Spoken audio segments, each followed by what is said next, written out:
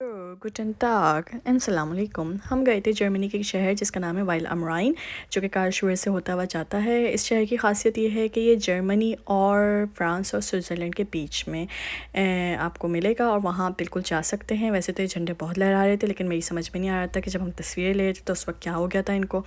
तो ये सीधे हाथ पे आपको स्विट्ज़रलैंड का झंडा मिलेगा, बीच में फ्रांस का, और उल्टे हाथ पे जर्मनी का। वहाँ पे इस तरीके से जर्मनी की तरफ ये मॉल है जिसका नाम है ट्राइलैंडर मॉल, यानी कि थ्री लैंड्स मॉल। और यहाँ पे अगर आप ब्रिज के ऊपर चढ़ेंगे तो फिर आपको सीधे हाथ पे रेस्टोरेंट दिखेगा, जो कि उस टाइम बंद था। तो फिर हमने कहा क्यों ना जाके वहाँ पे फ़ोटोग्राफी थोड़ी सी की जाए।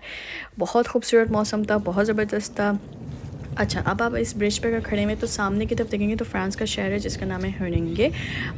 उल्टे हाथ पे आपको एक और स्विट्ज़रलैंड की तरफ जो है ये सामने स्विट्ज़रलैंड था, और यहाँ पे जो है उसका शहर था बाज़ल। और ये हम लोग इस तरफ वाइल अम राइन से होते हुए जा रहे हैं। अगर आप जो है आपके पास शेंजन वीज़ा है तो आप आराम से जा सकते हैं, कोई इशू नहीं है। फ्रांस और जर्मनी के शहर पे कोई आपको जो है बॉर्डर कंट्रोल नहीं होगा। लेकिन अगर आप स्विट्ज़रलैंड की तरफ जाएँ दैन मेक श्योर कि आपके पास अपना पासपोर्ट और ऑसवाइस होना चाहिए।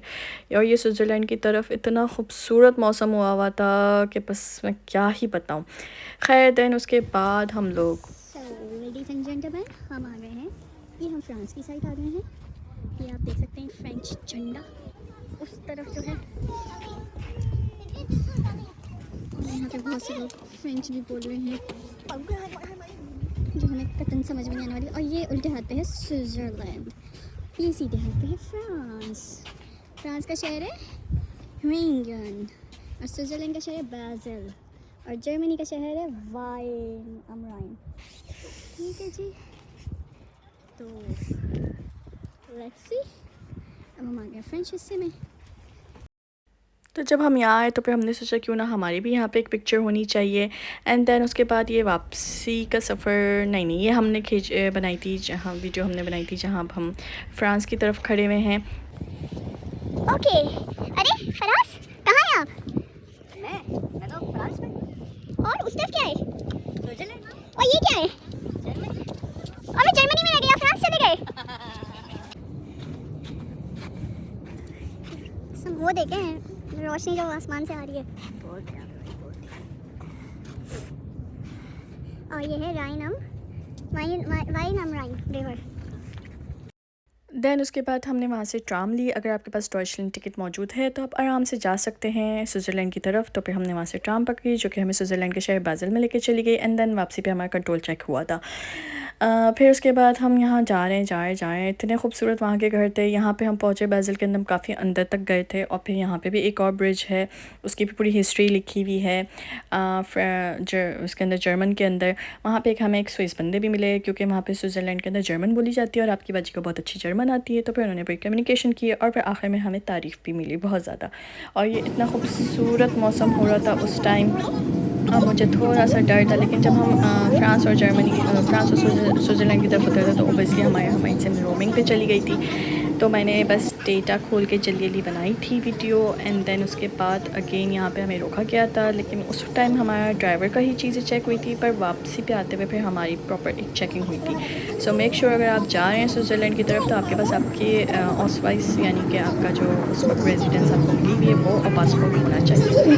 दैन उसके बाद ये आपकी बाजी ने थोड़ी जो है वो बनाने की कोशिश की वीडियो। मौसम बहुत हसीन था, सर्दी बेहद थी, बट इतनी नहीं थी जितनी फिर बाद में हो गई थी। तो ये हम लोग जा रहे हैं। ये हमारा टारगेट था कि हम वहाँ पे भी एक ब्रिज है बाज़ल के अंदर, तो हम उसको भी जो है विज़िट करके आएँ अंदर तक। दैन हम जा रहे थे and that was a beautiful city. Switzerland को तो वैसे कहा जाता है जन्नत ज़मीन की, तो ये सही कहा जाता है। दैन ये एक फ्लोरल शॉप थी बहुत खूबसूरत, जो कि स्विट्ज़रलैंड लेकिन बहुत महंगा है। अगर आपको कुछ खाना पीना है तो प्लीज़ आप लोग जो हैं वो स्विट्ज़रलैंड की तरफ क्यों नहीं खाइएगा।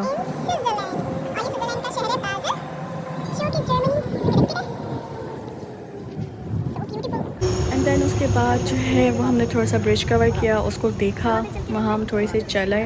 और बहुत मज़ा आया। बस ये कि स्विट्ज़रलैंड क्योंकि महंगा बहुत है तो इसलिए हमने सोचा कि हम वहाँ पे कुछ खाने पीने का रिस्क नहीं लेते, हम वापस आके जर्मनी ही आके खाएंगे। और मौसम आप देख सकते हैं, वहाँ पे भी इसी तरीके से कैसल्स बने हुए हैं।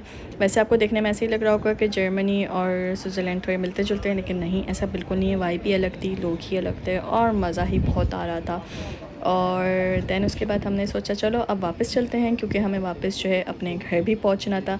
तो ये टोटल 5-6 घंटे का सफ़र आपको पड़ेगा अगर आप कार्लसरूहे जो कि बाden-württemberग का एक शहर है वहाँ पे रुके हुए हैं, तो फिर आपको ये वहाँ से बाइल एम राइन 5-6 घंटे का पड़ेगा। दैन हमने कहा चलें अब चलते हैं वापस। अल्लाह हाफ़िज़।